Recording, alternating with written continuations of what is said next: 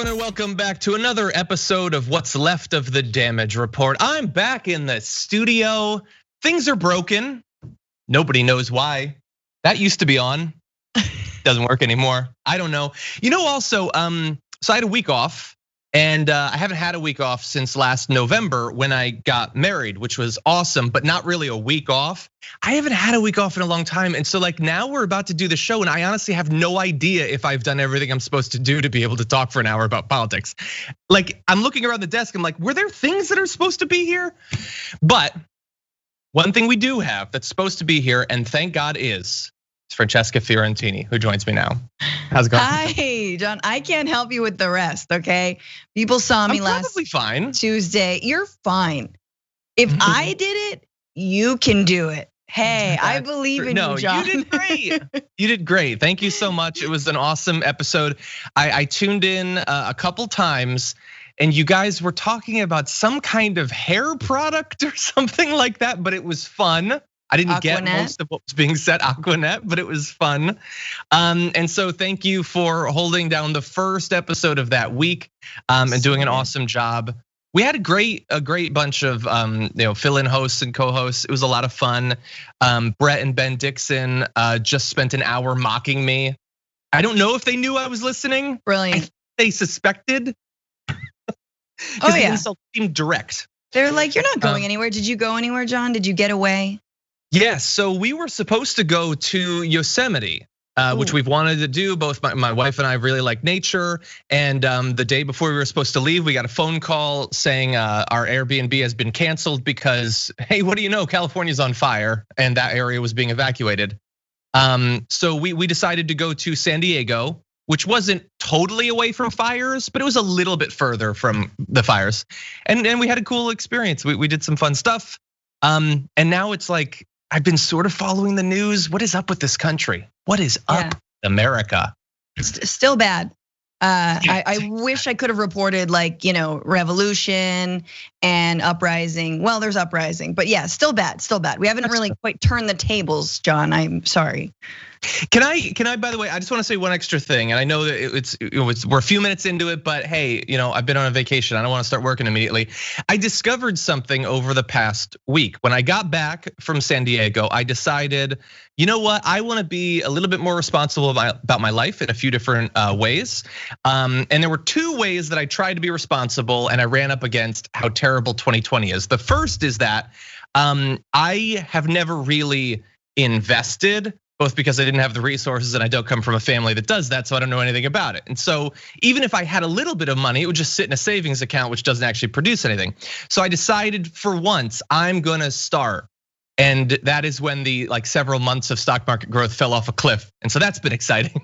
So that I got in right before that. So that's cool.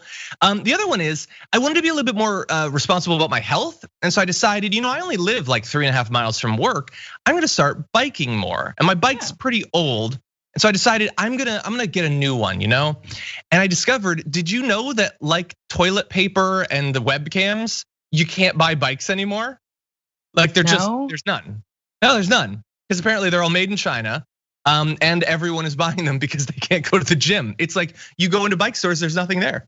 They just don't have stock. I did not know that. They're like, we have toilet paper though. Did you need that? We do finally have the toilet paper. That's true. Dang, what a weird. Not even used.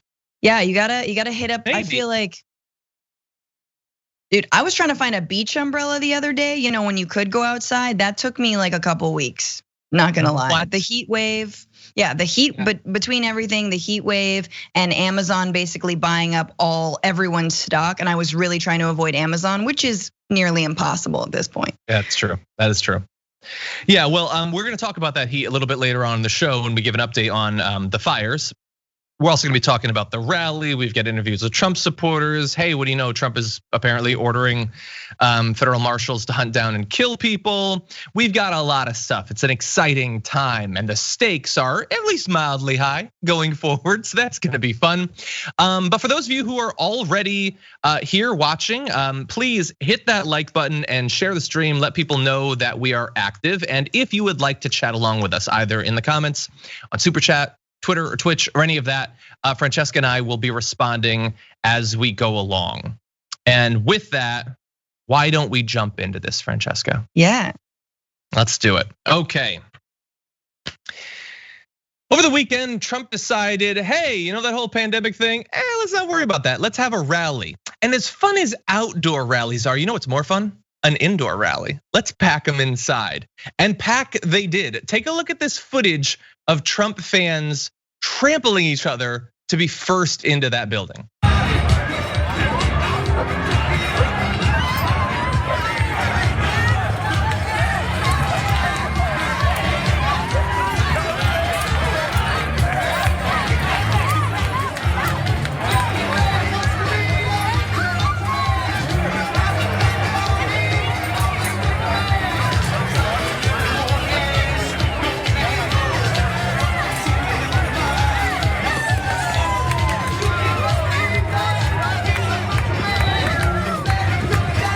Okay, maybe not tramples, but there was a lot of people pushing and shoving to get in there while Macho Man played on the loudspeakers, which you just gotta love. Like the idea, every one of those men definitely thinks that they're a macho man. And they don't need no mask, by the way. So yeah, that was a pretty big crowd. Apparently 5,500 people there over the weekend, Francesca. Yeah, this is like, it's like Coachella. I mean, there they are. The doors are open. They're running. That's pretty good. I like that. I do kind of want someone to like Photoshop like a Godzilla or a monster behind them because it kind of looks like they're running something. Oh, they have. Great, of course.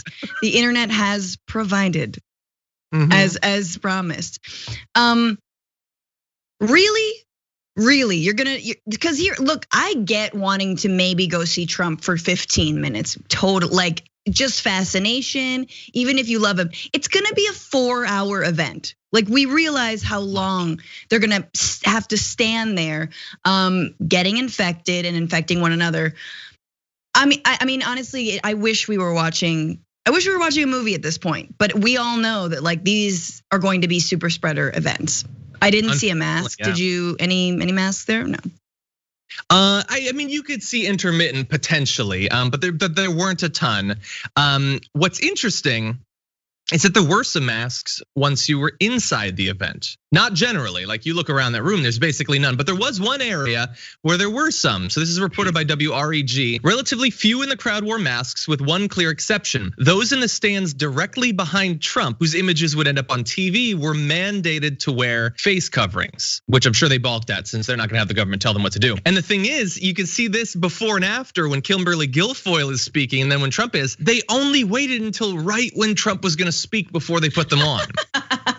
As if like resenting the fact that for a few minutes they would be relatively protected from this fatal illness. Yeah, and so they packed it in there to hear such presidential hits as you need to press the dishwasher 1, 2, 3 times. Hey dear, the wind isn't blowing, and those sorts of things. That's like, I don't know what event I would die, like risk death to go to, but that doesn't seem like a great one, especially when he just says the same thing. They've already watched all that material. Yep. Oh yeah. Also, the Kimberly Guilfoyle one, you know, they all know she had the Rona, so they're like, yeah, whatever, she had it. She's gonna infect us, but she's fine. She's probably immune. We don't really know about this virus at all, but. Yeah, I love that there was someone directing, like it was like a bad sitcom, and it was like when to applaud, when to laugh, when to cover your mouth for the cameras. And I'm sure that Trump spent a decent amount of time, as he always does in every rally. If you've ever been to one and covered it, you'll know, and you're in the sort of press pool, he will point directly at the press pool and be like, these dishonest journalists. And you're like, you know, early on, it was like, we're here covering you. Like, we're literally giving you all this press. What are you doing? And you're already sort of singled out. You're just there, everyone's staring at you. Anyway, but yeah, it is like a sitcom. So ergo, there should be a director. Exactly, and we're not gonna play a bunch from the rally. We could, but I just got back from vacation. I can't take that at this point. We have one that we kind of have to play later on a different topic. But yeah, if you saw some of the highlights of it, there's like a period where because remember, he has to pretend to like these people and care about them, although it's gonna become very clear in a couple of minutes how little he actually cares. So he has to pretend to actually care about them and to want to be there. But he's also a crazy out of touch elitist who's lived in a literal golden tower his entire life. So he starts talking about how mad he was that they had to land the plane and then take a 50-minute car ride to get there. And he kept complaining. And then he sort of realized what he was doing. And he said, no, but I don't mind. I love it. I love to come out here. But 50 minutes, like this minor inconvenience that he is whining about to these people that probably stood in the sun for literally hours to wait and see him. Many of them probably drove for more than 50 minutes to get there. And he's talking about Antifa and saying that they're simultaneously going to invade all of your homes. And then he has this new thing where all of Antifa's arms are skinny and they live in a basement. As there's a famous essay about fascism and some of the common tropes of it, and one of them that was identified, I wish I had the writer's name up, is that the enemy always has to be both all powerful and incredibly weak. Because you need to cow the population into being afraid, but you also have to give them hope that they can defeat these people. And they certainly don't need to respect these people. So at the same time, they're Antifa super soldiers. They're gonna break into every single house and kill everyone, but they're also tiny little Fortnite playing weirdos in their basement. The whole thing was just so surreal. It had nothing to do with any of the major challenges that are currently or will in the future be facing our country.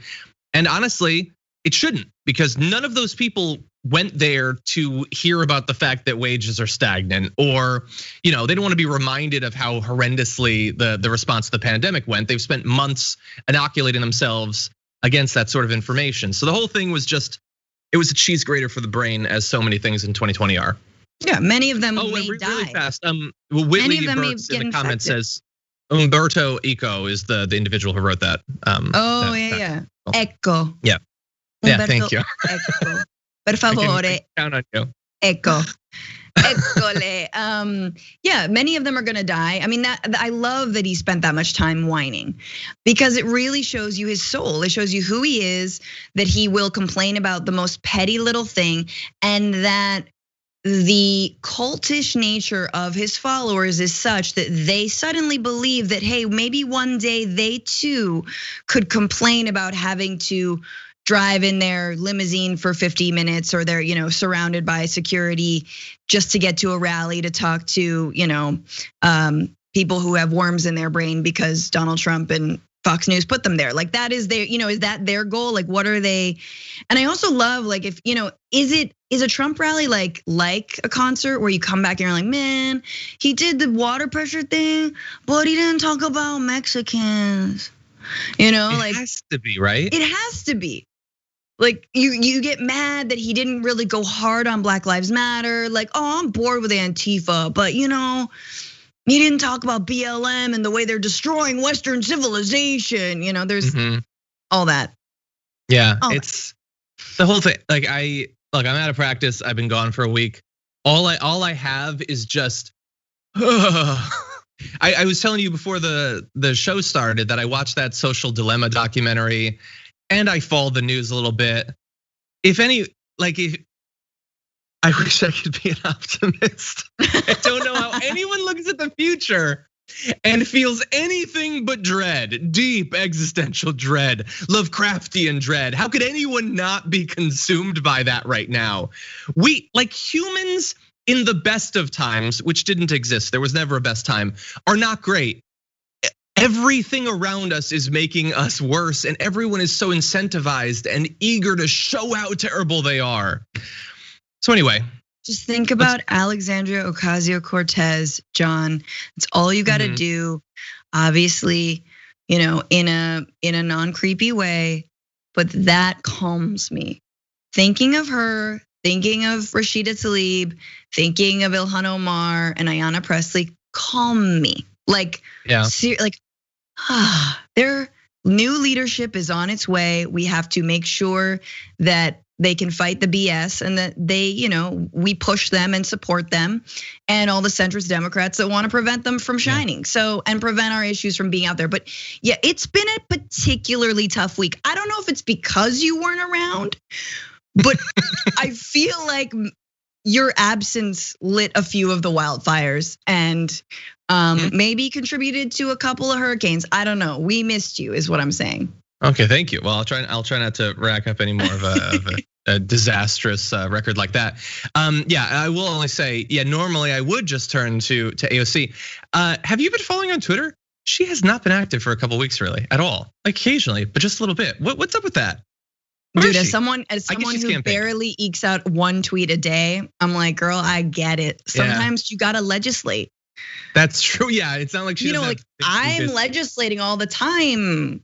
/ I don't know, making him. By the way, on that one tweet thing, like there's other people who sort of do like the same thing as us that tweet all day long, and I just don't see how.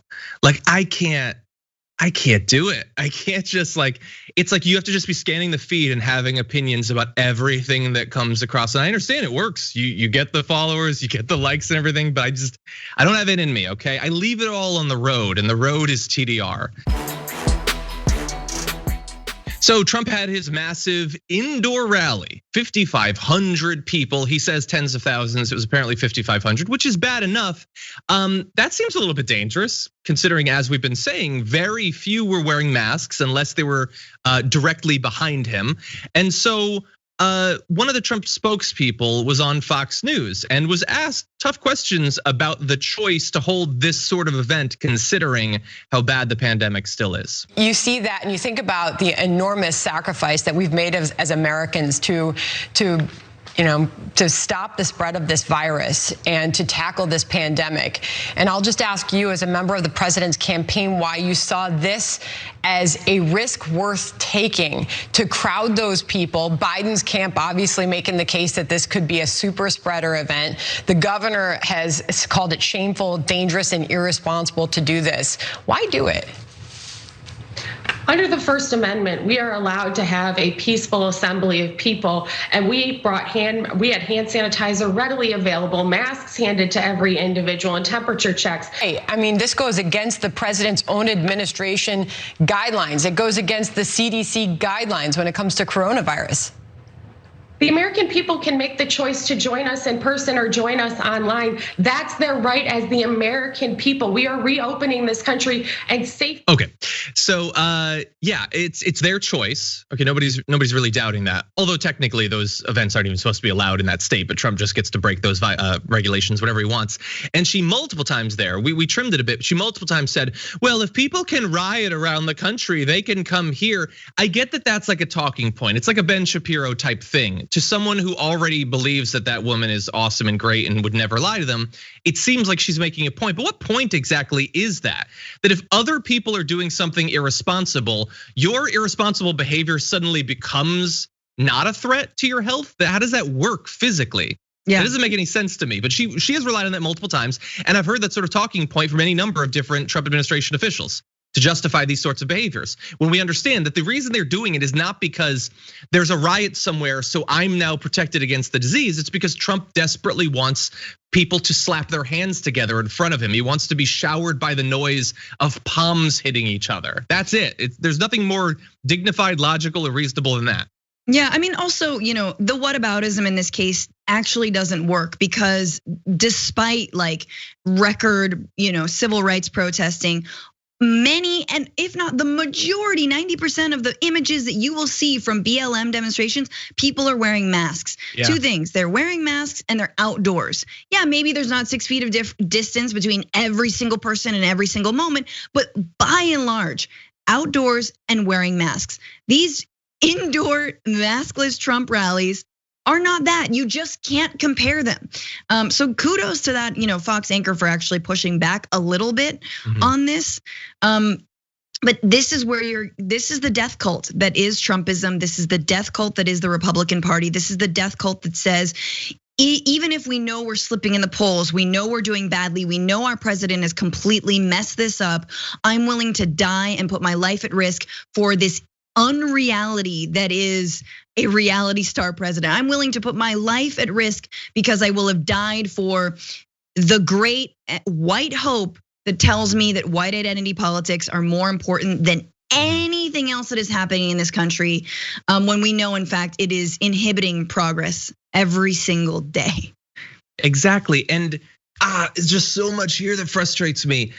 It isn't that they're gathering, that's bad enough. It's that they're not wearing masks. You saw the footage, they're not. Like, so she says, we had hand sanitizer and we handed out masks. Okay, were people wearing them, and why not? In what way have you and your God Emperor contributed to them feeling like it is the greatest demonstration of American patriotism to stand and be infected by a disease, to not wear a simple mask?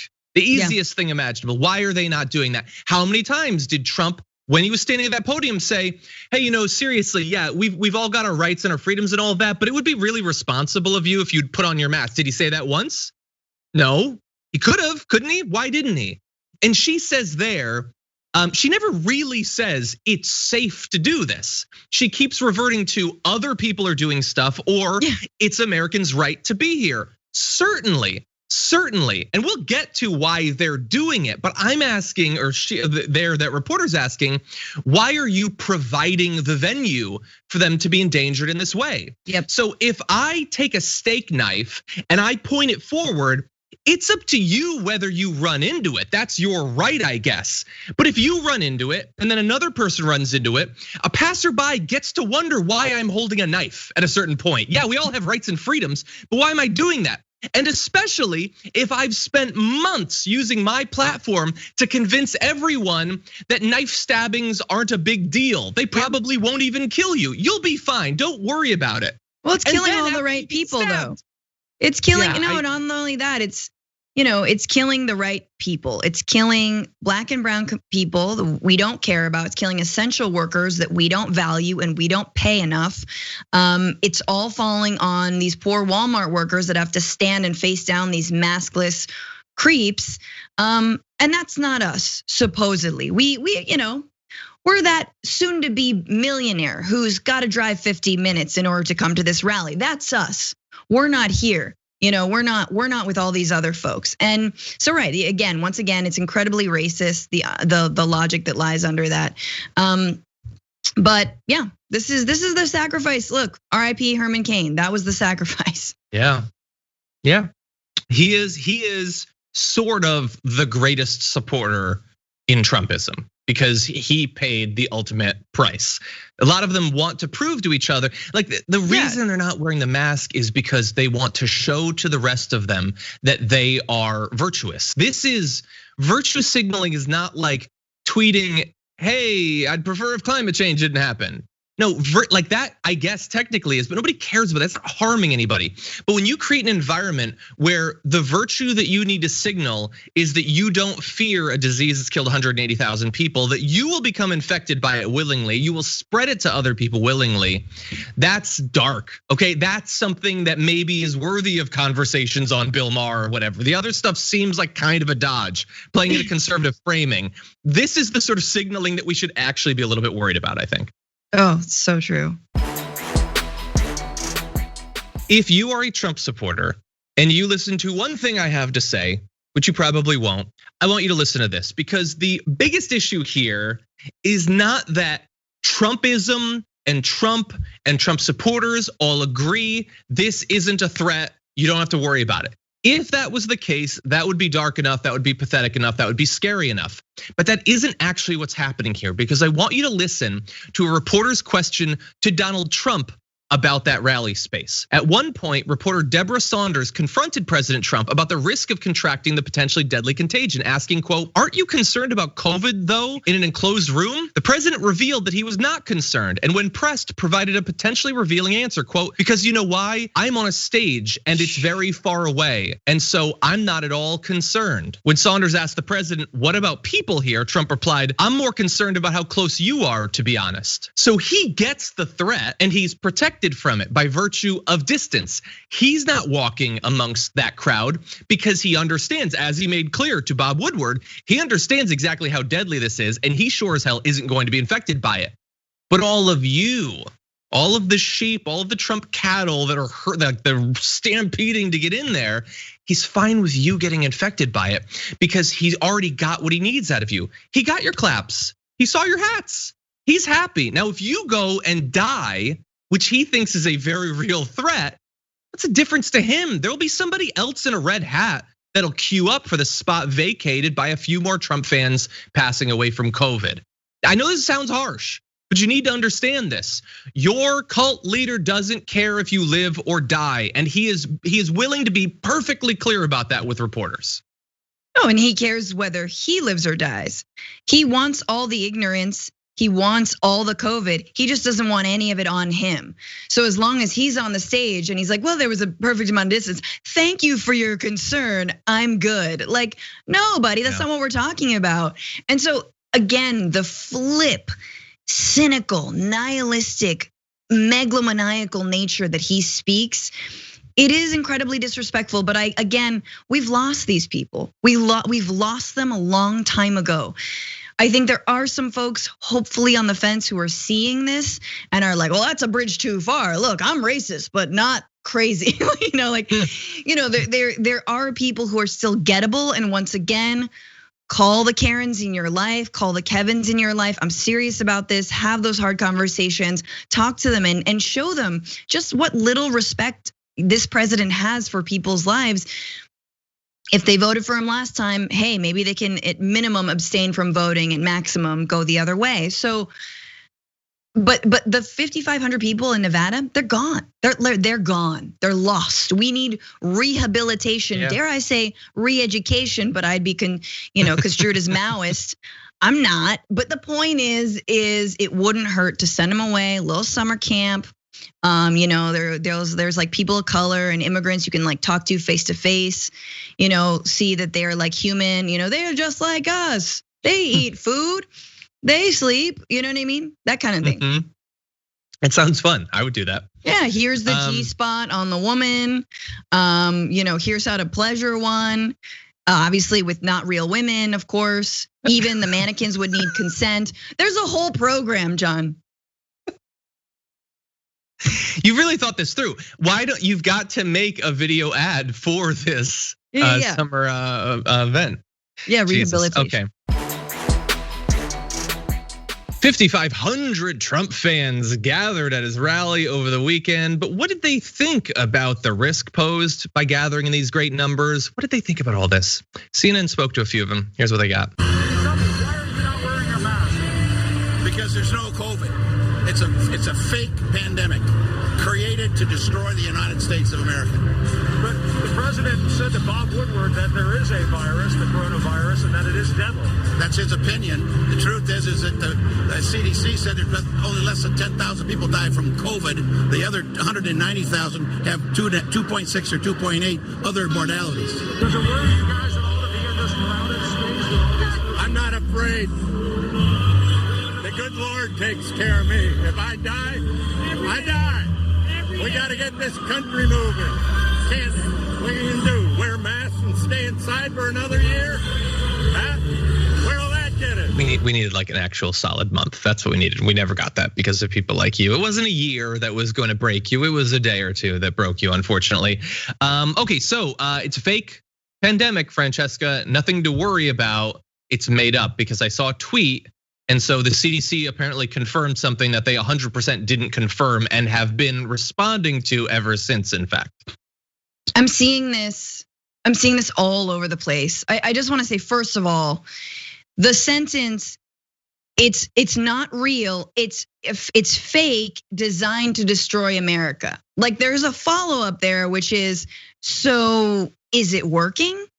Is it destroying America? What do you think? You know what I mean? Because it's like, you can't say it's fake and it's destroying us. So which is it?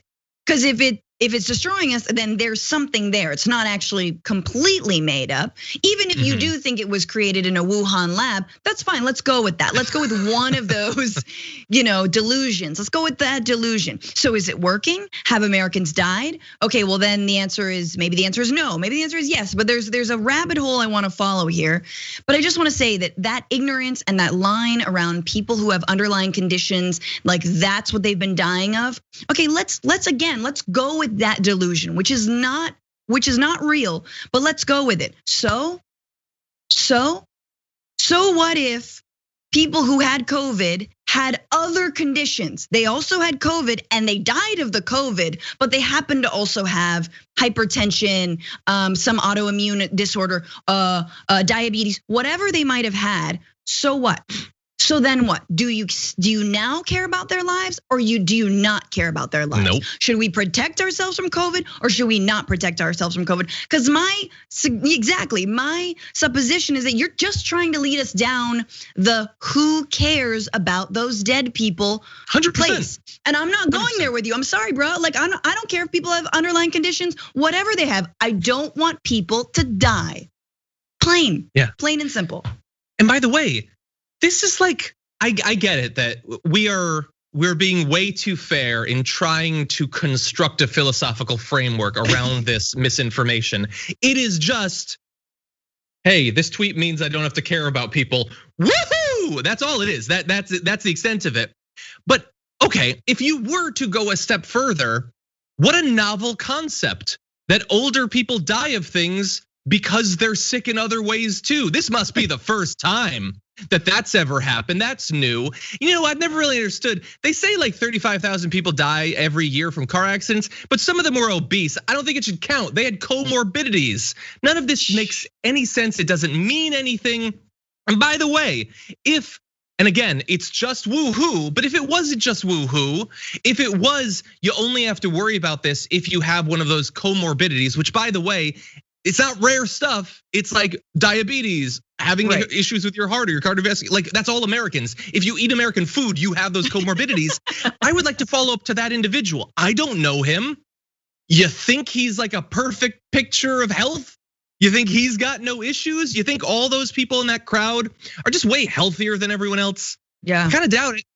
And to the second guy, I love this line. This line is so amazing and substance free. The good Lord takes care of me. I don't need to worry about the virus because something religious fatalism.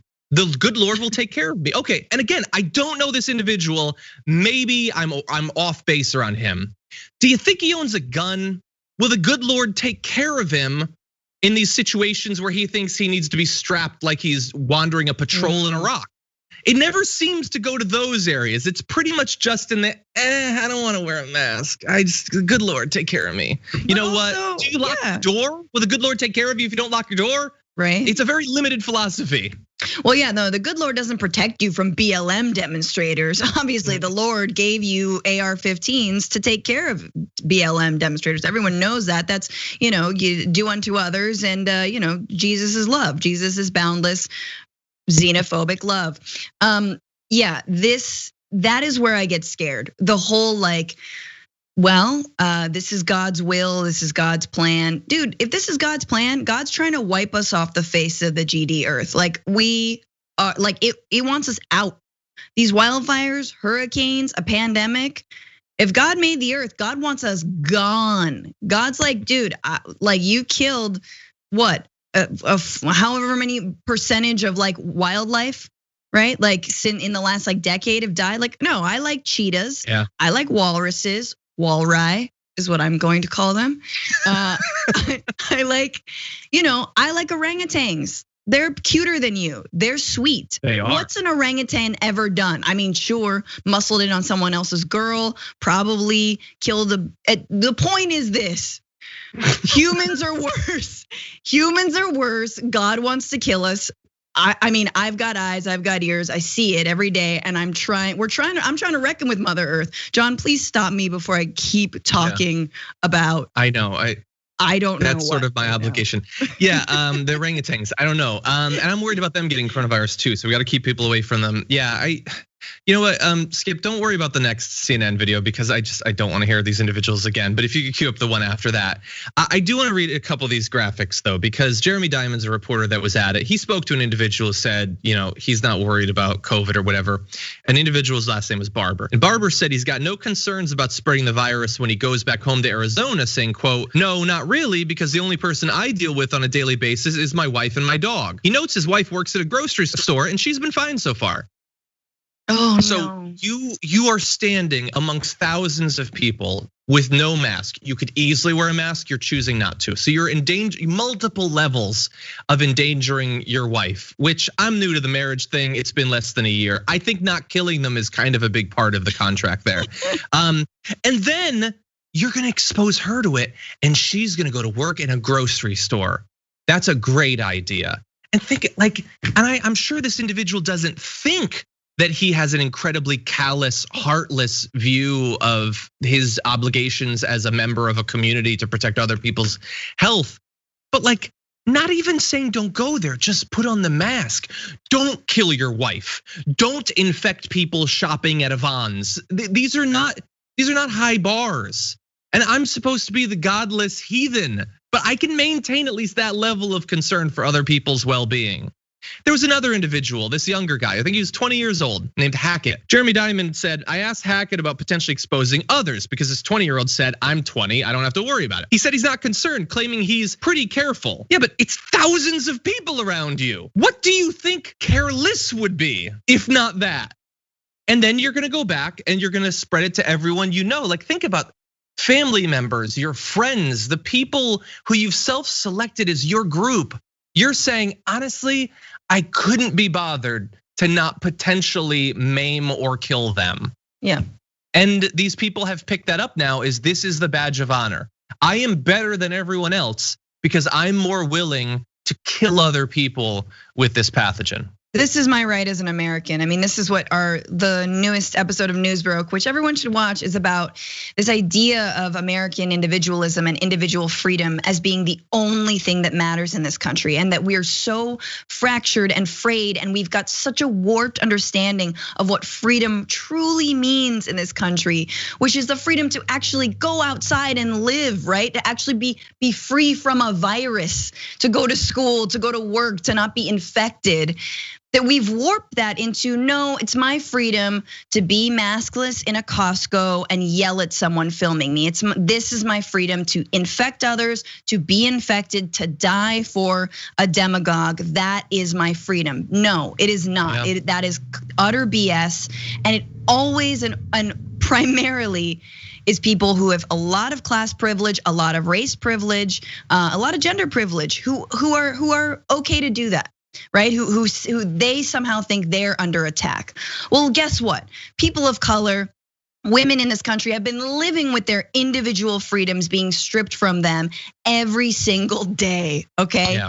Try living one day in the life of a Black American. You see how much you feel like your individual freedoms are being inhibited.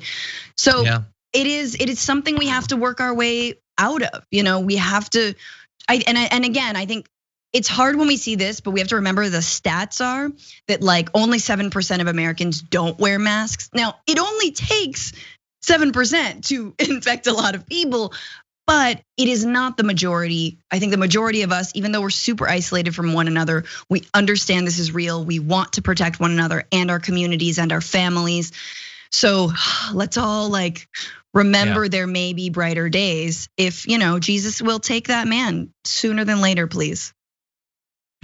I know, it's just crazy that the vast majority of them are gonna be fine. They might infect someone else and that person might die. I lost a family member. But they get to be as irresponsible as possible and they'll probably be fine. And I hope that they are. I hope that, against all odds, it's not a super spreader event. Find it inconceivable that it won't be. Yeah. But that's what it is. Let's touch base with state media. So we know that Fox for years now has been very positive towards Donald Trump, especially Fox and Friends. That's his favorite show, making it the most important news show in the world. But they have to keep him interested, which means pushing the boundaries of all sorts of things. Take a look at this intro, apparently played at the beginning of each of the 3 hours of their program.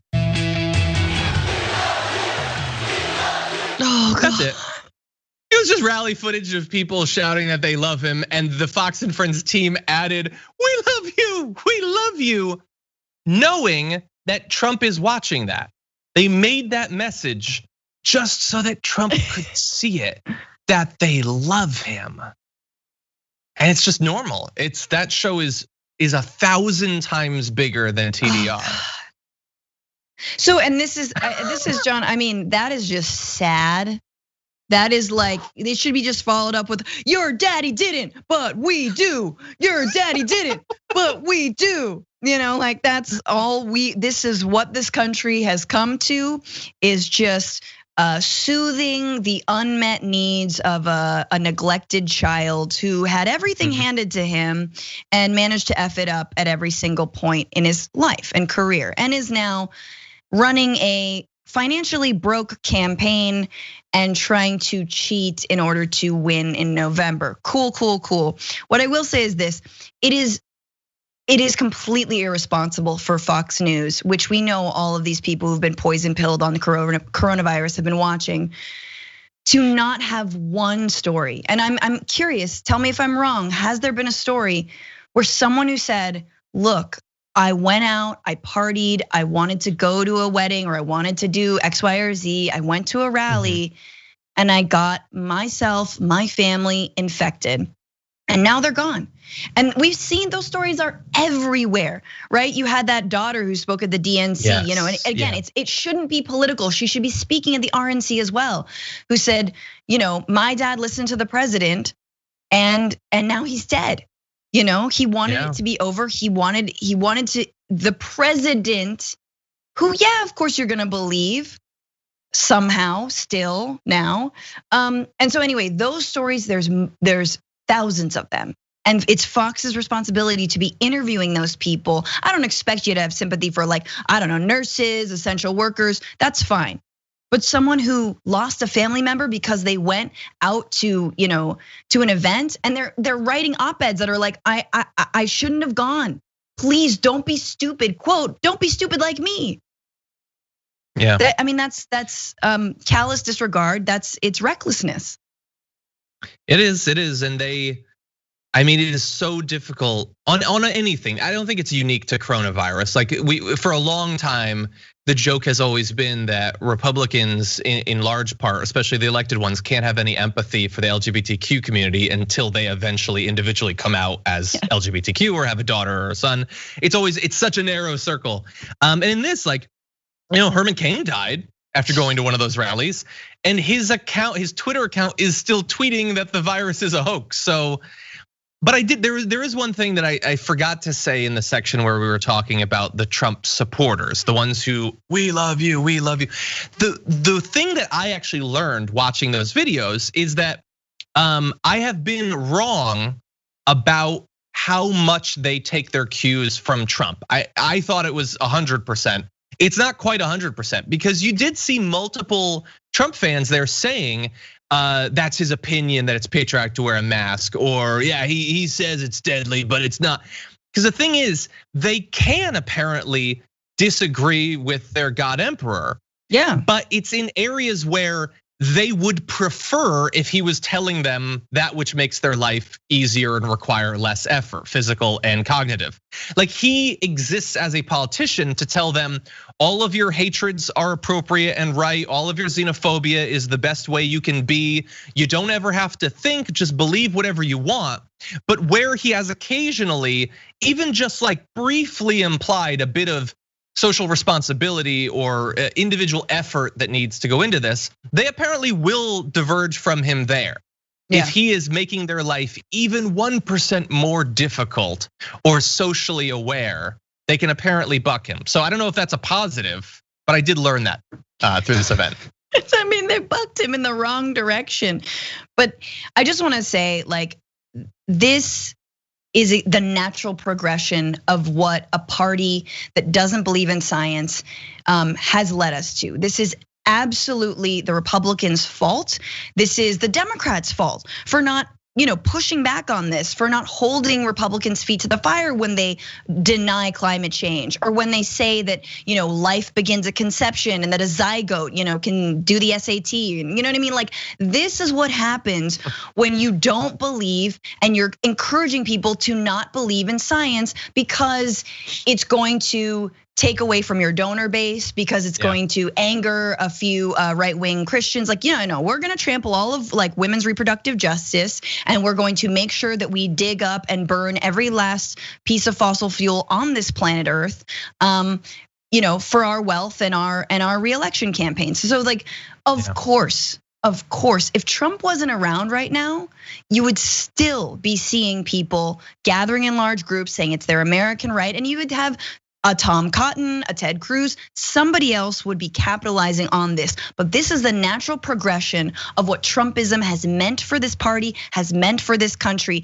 He is, like I've always said, like a little mushroom that grows on the sweaty gym shorts of Ted Cruz. Like, this is what happens when you don't wipe properly, okay? Republicans haven't been wiping properly. Trump grew out of it. You know how when you don't wipe properly, a mushroom grows out of your butt, John?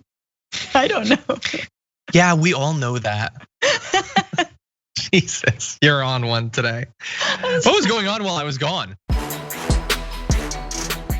Trump was recently interviewed by noted journalist Jeanine Pirro, and the topic of Michael Forrest Reinald came up. Obviously, he had been killed while being arrested in questionable form. Police apparently shot him without warning or trying to arrest him first, according to witnesses. But we're not gonna let that stop Trump from trumpeting this as a good thing. So take a look at this and think seriously as you watch this video about what Trump is saying here. He sent in the US Marshals for the killer, the man that killed the young man in the street. Just shot him. I mean, it was on television. Cold-blooded, killed him. He didn't like his hat, or he didn't like something, and it wasn't a Trump hat. Right, it was peaceful. It was prayer. It was a religious hat. Right. And he shot him cold blood. 2.5 days went by, and I put out, when are you going to go get him? And the US Marshals went in to get him. Good. And in a short period of time, they ended in a gunfight. This guy was a violent criminal. A lot of them out there. And the US Marshals killed him. And I will tell you something, that's the way it has to be. There has to be retribution when you have crime like this. There can't be guys standing up that want to fight. They want to fight. But you can't throw bricks at people with shields. But the problem, Mr. President, you and I both agree. So she says you and I both agree. So just to be clear, with the need for vindication, there has to be retribution. She agrees with that. So like Francesca, this is where we're being hyperbolic and worried about what Trump represents and how he might be different than past politicians. But you just saw that video. It seems pretty clear what sort of philosophy he's laying out there.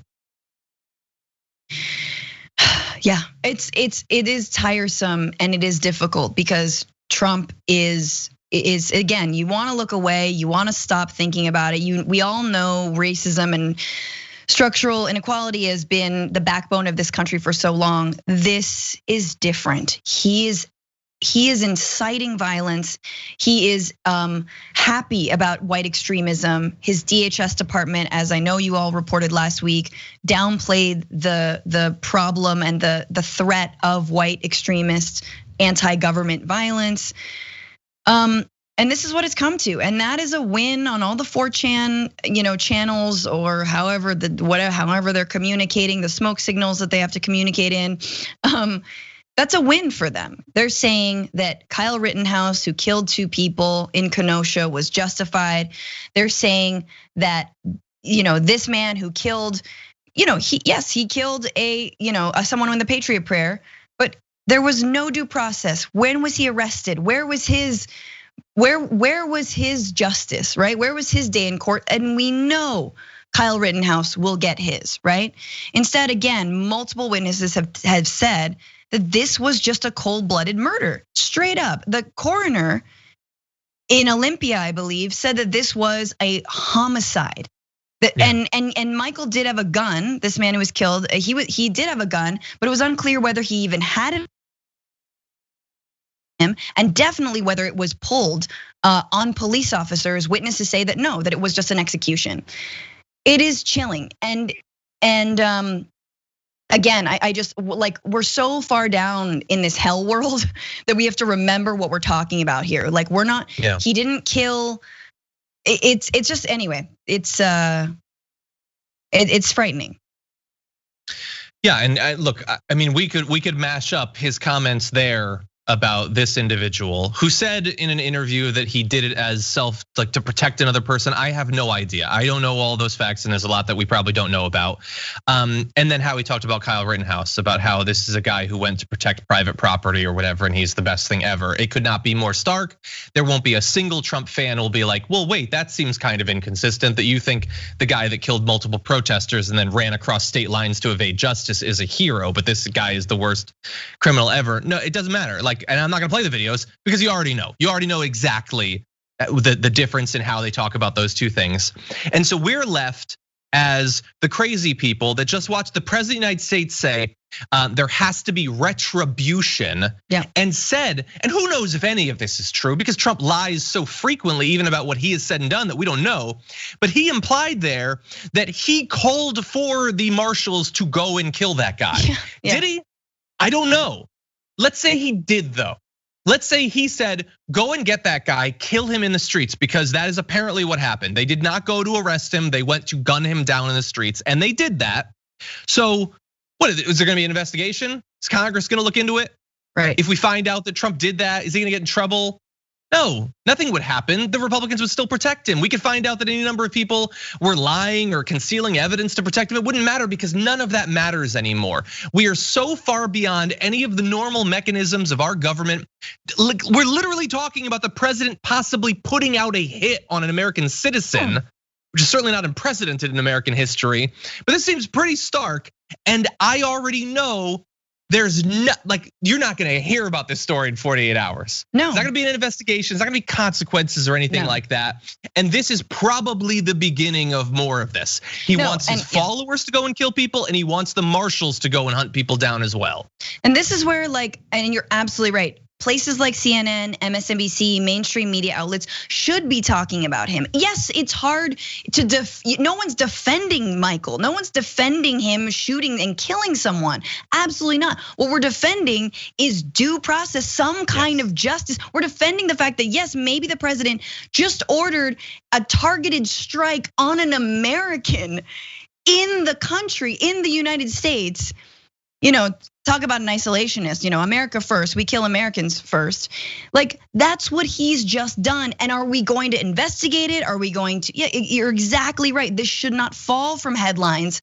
It is absolutely frightening. And it also says, and this is what he's gearing up for. And again, as we all have to find our peace and meditate and find that moment, we also have to prepare ourselves for the fact that Trump absolutely wants to start some kind of race war, what he believes and what some of his followers believe is a race war, right?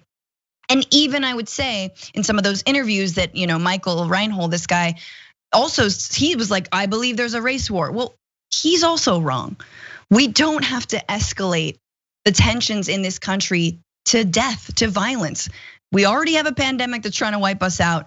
We have to be in the business of de-escalating. We have to be in the business of actually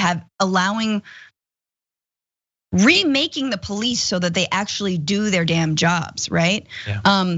But yeah, it's chilling, and we've definitely passed the Rubicon on this one.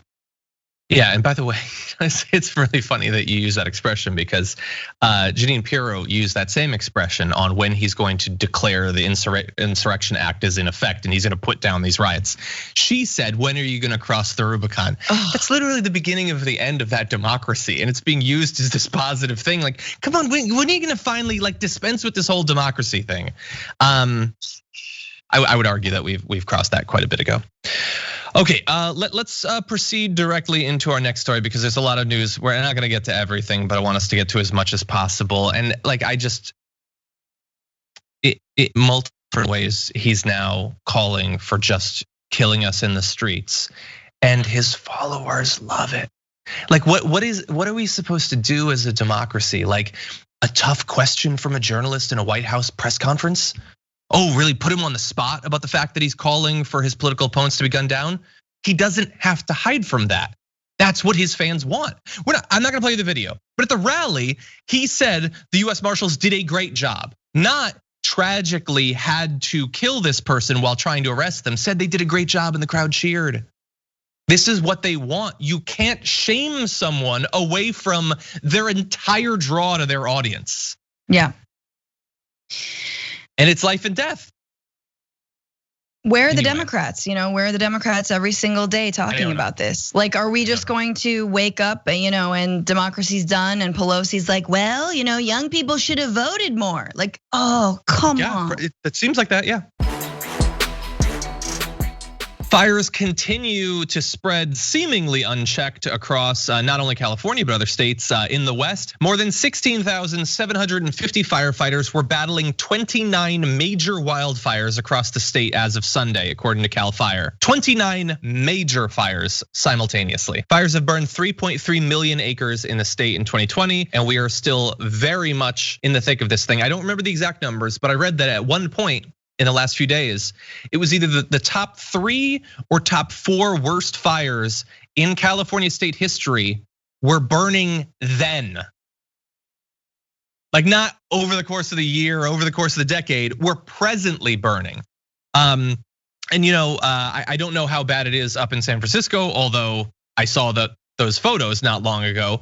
But yeah, LA is still incredibly smoky, all the way down to San Diego. When I was down there, you can see, you can check the air quality index and all of that, but you don't have to. You can look outside and you can see the red sun like bearing down on us. How has it been more north in California, Francesca?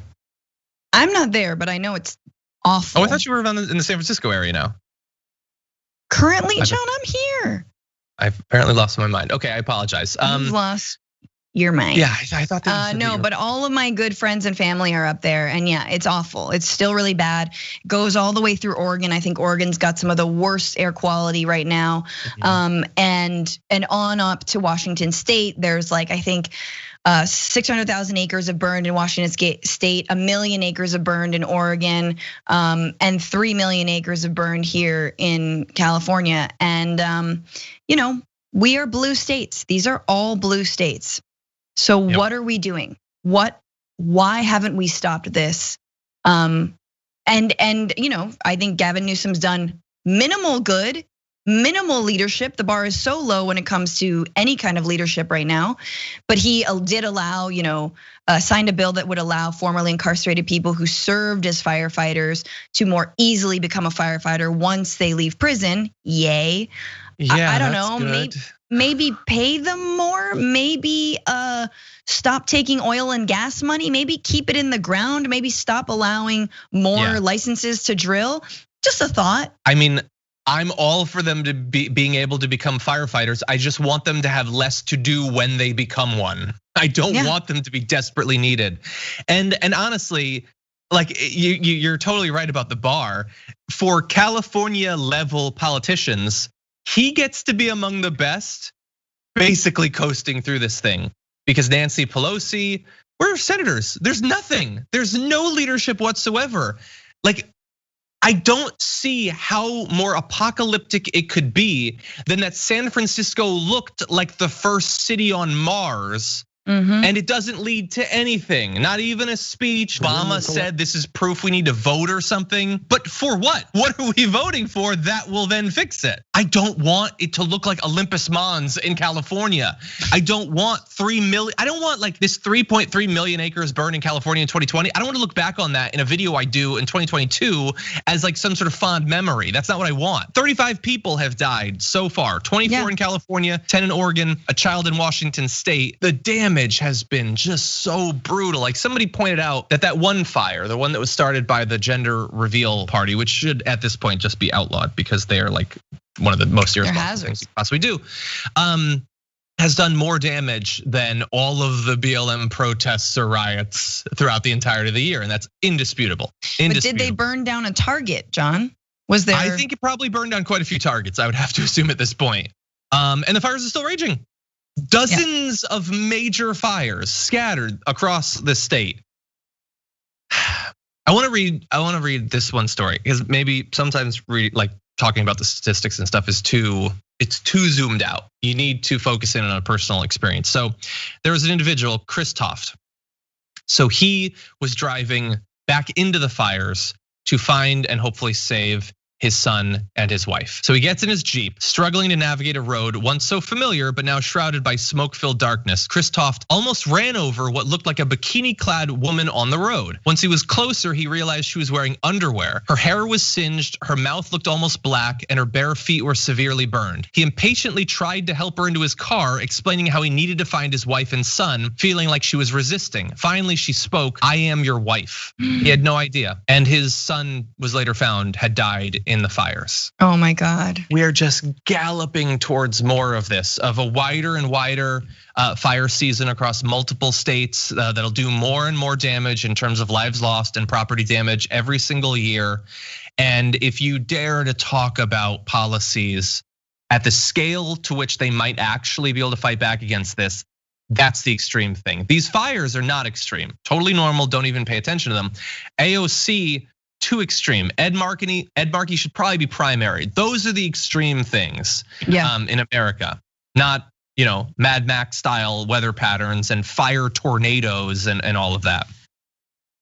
Absolutely, and not to mention, the fact that the very fires that are burning are now contributing even more to the CO2 in the atmosphere, the amount of greenhouse gases that will be trapped because of this smoke, from emissions and airplanes, et cetera, et cetera, et cetera. Once again, though, we were talking about this on the Bituation Room, my podcast with Anna, who came on, and everyone should watch it. You watch it, listen to it. The state Senate in this state in California, such a blue state, it's bought. It is bought by the oil and gas industry. There are lobbyists that are, swimming around them like sharks. They take them on fancy vacations when they can't, when they've maxed out on their donations. We have to repeal Citizens United. We have to make dark money illegal, and we absolutely have to elect better state senators. It happens on your local level, you guys, and it happens when we pit jobs against the environment. This is not a separate issue. Green jobs is possible. We got Van Jones talking about it back in 2007 or 2008 or whenever. Now you've got AOC and others with the Green New Deal. Now is the time. You think Mother Nature cares who's in the office? No, Mother Nature does not care whether we get Trump out of office. This will still be apocalyptic come next year and the next and the next and the next. So we need to stop immediately. Let's do it, man. Let's run for state senate. Let's flip these places. Let's actually get elected officials who are accountable to us and who understand the gravity. I mean, I'll support you. Let's make that happen. Queen Bee in the State House. Let's see it. Yeah, 100%. And look, and we do have a good number of people. It's just a question of whether it's going to be enough fast enough. Like in some alternate reality where we had the squad coming up in the early 90s, I feel more comfortable at that point. And I just don't know that the scale of what we're fighting against. And when I say that, I could be talking about literally any level. I mean, the amount of money that goes towards the incumbents, the mass media and their effect on these elections in helping to make it as difficult as possible for progressives, the way social media is, the algorithmic support for right-wing talking points. I mean, we've so many challenges that we have to get past. Throughout the pandemic, we have been touching base with one industry above all others, and that is the meatpacking and sort of industrialized agriculture and food production industry, because the record in dealing with the coronavirus has been absolutely abysmal from very early on in the pandemic. And we've only been getting more and more information confirming that as time has gone on. So I thought, why don't we touch base with the actual toll so far and what's being done about it? So as of right now, our best estimates, at least 42,534 meatpacking workers have tested positive for the novel coronavirus in 494 meat plants, and at least 203 meatpacking workers have died since March. That is a lot for one industry. One industry that probably the vast majority of people watching this don't know a single person that even works tangentially related to it.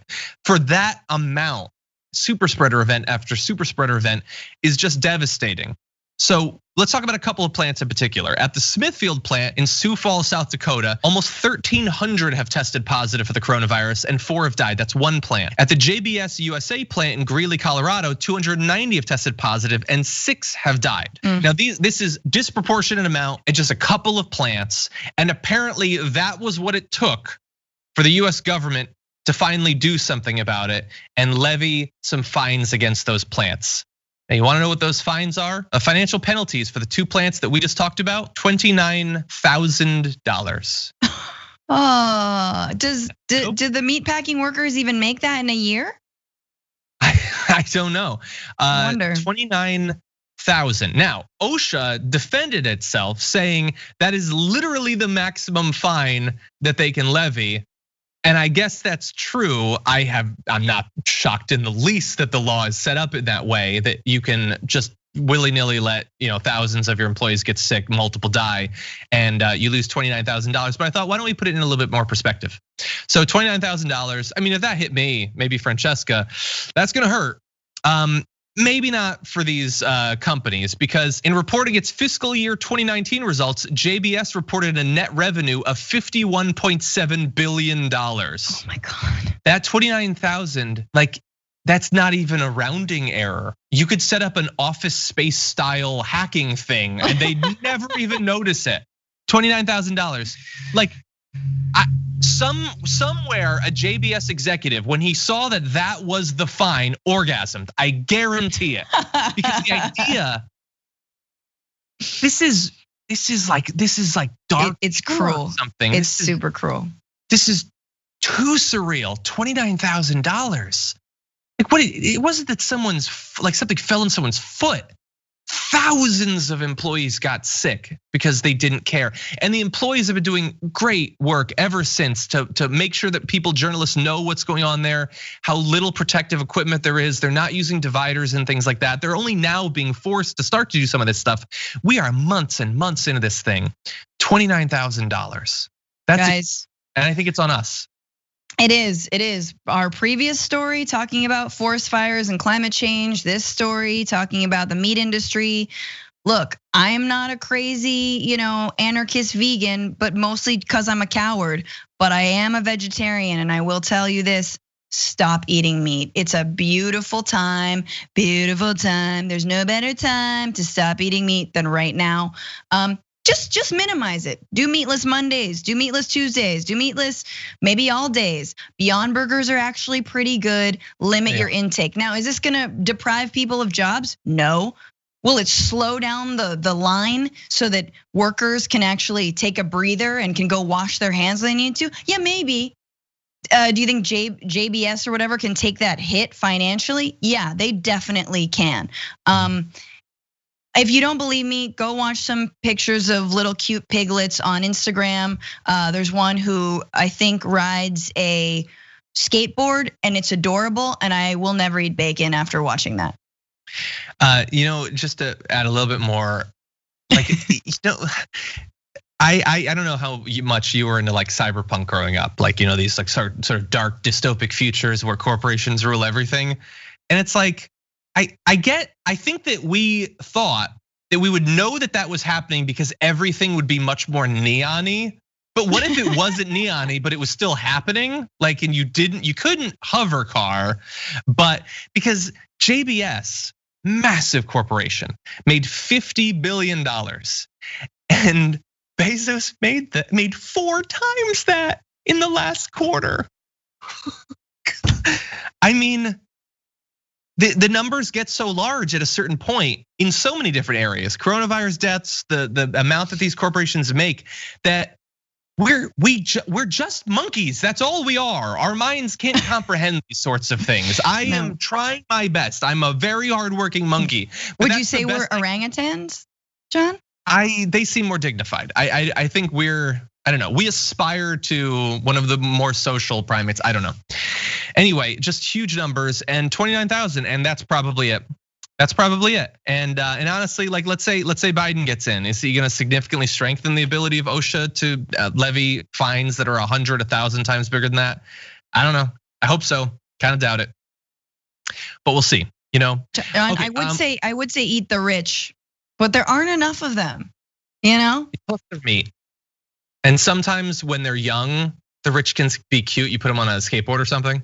That's true. And then I won't eat them. That's how you get me to not eat something. Just put them on a skateboard as a small being.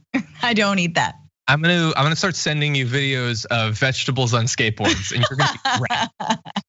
Anyway, look, in terms of the polling, things are looking okay for Biden, but you should be worried. I know that I'm worried, and Bernie Sanders is apparently worried too. Here's a little bit of Bernie talking about what he thinks Biden should be using this time for, followed by a Biden team response from Simone Sanders. Is in an excellent position to win this election, but I think we have got to do more as a campaign than just go after Trump. Trump is a disaster. I think most people know it. But we also have to give people a reason to vote for Joe Biden. And Joe has some pretty strong positions on the economy. And I think we should be talking about that more than we have. Are you going to take that advice? Well, George, look, we know that we have work to do, and we have said from the beginning, and Vice President Biden has been very clear about this, as has Senator Harris, that we are really working to earn every single vote in this country, and we want to earn the votes of the Latino and Hispanic community. Okay, so that seemed like a sort of evasive or defensive sort of response to what seemed like fairly benign critiques from Bernie Sanders there. Yeah, it was not only defensive, it was nothing. So it just made her look really bad, and the Biden team look really bad. It's like she was preparing for this really big takedown of the campaign when he was just like, Biden's got a really good economic plan. Maybe you guys should talk about that more. And she was like, how dare you, Latinos? Like, you're not even really going after Latinos in the way that the Sanders campaign was. Like, you're not actually targeting them. You know, we all know who you're targeting. You're targeting people who voted for Trump, Midwesterners, mostly white people, former Republicans. And my God, don't we all hope that strategy works? That being said, there are a lot of organizations that are endorsing Biden that do work with communities of color and are more grassroots, who are pulling and doing an incredible amount of work. But yeah, that's not the right way. That's not even the right way to handle a critique. No, and look, I think it was very clear from that video that Bernie is doing everything he can to get Biden elected. Although probably like in 2016, it's probably gonna get him to be attacked from all sides basically. But he really does want him to get elected. And look, of the things you can say about a candidate as a critique, hey, you've got some okay ideas, maybe talk about those. That seems like the nicest critique ever. It's not even real. It's the opposite of a nag. It's a pause, really. It sounds like a critique, but it's kind of a compliment. Yeah, and so I know that there was some back and forth on Twitter about it, about Bernie Sanders, and they shouldn't be taking advice from losers and things like that. God. But like, do they get why the criticism is being levied, or why someone like me, the diehard Bernie Sanders supporter, agrees with these criticisms? Because we don't want Trump to win, and we don't want you to lose. Like, there's all sorts of legitimate reasons that Biden could lose this that are not necessarily in his hands. But there's a lot of really easy ways that he could mess this up. That he could not go to the right states, like literally repeating some of Hillary Clinton's mistakes, not talking about the issues that still remain very much on people's minds. I'm shocked that people are actually thinking about some things, that they actually are consciously engaging with economic policy and things like that. It doesn't seem like it online, but if you poll people, they do think that these things are very important. And so, yeah, you need to be talking about those. You need to be doing as many events as possible, not live indoor packed events or things like that. But he should be out there far more than he is. And if he just sort of keeps a low profile, and the only things that stick out are the debates, how comfortable do you feel about that as a strategy? Because I don't at all. I mean, if he whips out the debate that he had with Bernie, I'd feel better about it. But it's funny because and if he doesn't, I'll be incredibly angry. And I know we're gonna talk about the debates, obviously, when they happen. But the last thing I wanna see is for candidate Biden, who went super hard at Bernie, to then just soft pedal on Trump because he's trying to get Trump supporters somehow for some reason, right? Like not the ones that he doesn't already have. We understand they're gone, but like if he tries to soft pedal and tries to like, all we want to do is come together, bro, and heal, man, and no malarkey, and man, look at me in the eyes, and don't you hate the KKK? No, he loves them. Like that would be such a loss to me if he's not as combative. But absolutely, look, I'm not saying that an economic message is going to win all the time, but for even just earlier in the comments talking about small businesses and the way, or businesses and the idea that this president cares about business owners is utter BS. So implode that. Talk about that. Talk about that Trump inherited an Obama economy. Talk about the ways that businesses are being gouged right now, small businesses, whereas giant corporations are not, right? And that they need to pay their fair share while smaller businesses shouldn't have to pay what those giant corporations pay. So like, there's so many ways. Talk about unionization, people out of work. There's so many ways you can go with this. I do think though, and John, you're right, and I think that from folks I've spoken to, it is about meeting people. It is about talking to folks as 6 foot away distance as possible, but going to these communities, and not talking about analogies and anecdotes that involve leg hair and corn pop. Like just avoid that. Just avoid that. You know what we could have? Let's have some massive drive-in rallies. You can safely do drive-in movies, do a drive-in rally. Why? Like you can make these things happen in a responsible way. You really could. There's a lot of different ways that you could do that. I'm just very worried. And by the way, I'm not one of the online lefties that's sure that his strategy is wrong.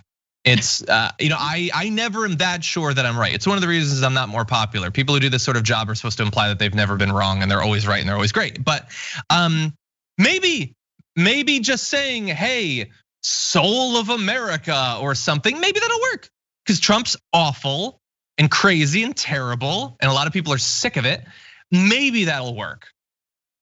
But I don't think that you have to restrict yourself to that. I think you can do all sorts of ads about how Joe Biden's nicer than Trump. You can do all of that. But you can also give them some concrete things to grasp onto. I mean, think about it. Even Trump is pretending to do that now. Like when he says, I'll have a health plan for you in 2 weeks. Sure, it's a lie and it never comes, but he wants you to think he's working on it. He did his executive order today, that like sham executive order to lower prescription drug prices. He wants that to generate a news cycle of him caring about your health. Like it's BS. But he's trying. I just want Biden to try in that way. And he's got the best allies possible if he goes down that road. If he wants to dispatch AOC to do these drive-in rallies all around the country, I'll help set him up. I'll work closely with AOC to set those up if they want. I'm just saying he's got it. Just use those tools that you have. Absolutely. Look, Dave Chappelle has been in North Carolina or Ohio doing like a stand-up comedy summer camp all summer long. And that's awesome. Really? For the people, all summer long. So wouldn't that be interesting to have like an outdoor, I'm gonna set up in Wisconsin or Michigan or other states that actually matter since our state does not, Florida, Nevada, and you set up, everyone's distance, gonna be there for a week. Come one, come all. We've got plenty of Purell, et cetera, et cetera, et cetera. Like, wouldn't that be interesting? But no, I mean, I do think we need to see him out of his sort of comfort zone Zoom backdrop kind of thing. We need to see him out of the lives and yes, talking about something else other than remember goodness. Yeah.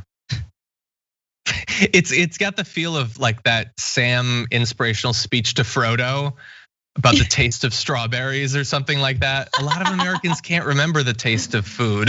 Especially with COVID, we can't taste anything. Exactly.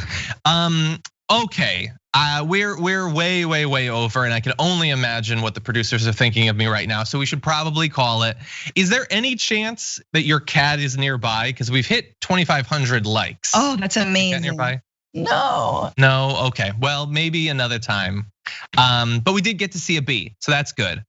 Anyway, Francesca, as always, thank you so much for joining us today, and thank you for everything you did last week. I really appreciate you stepping in. Thank you, John. We like that you're not a blowhard. We like that you have nuance. That is why everyone is here. And have a good week. Stay safe. Thank you. Wait, where can people see your other work? I heard you had an awesome show with Anna Kasparian. Oh, hey, yeah, the Bitchuation Room podcast. Get it wherever you get your podcasts or on my YouTube channel at Franny Fio. Also watch News Broke on AJ Plus. New episodes every Saturday. Last Saturday, yeah, watch that. Also my Instagram, Franny Fio, blah, blah, blah. Bye. Bye, John. Bye, thank you.